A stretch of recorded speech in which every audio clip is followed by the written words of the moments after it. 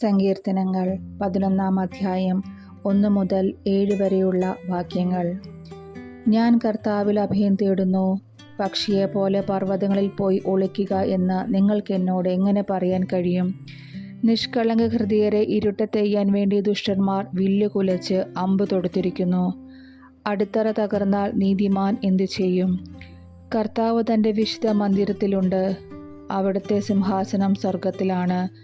അവിടുത്തെ കണ്ണുകൾ മനുഷ്യമക്കളെ കാണുന്നു.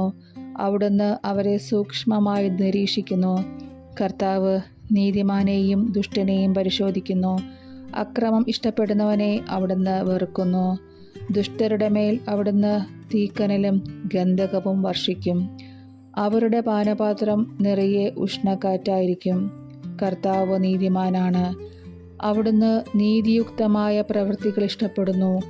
പരമാർത്ഥ ഹൃദയർ അവിടുത്തെ മുഖം ദർശിക്കും.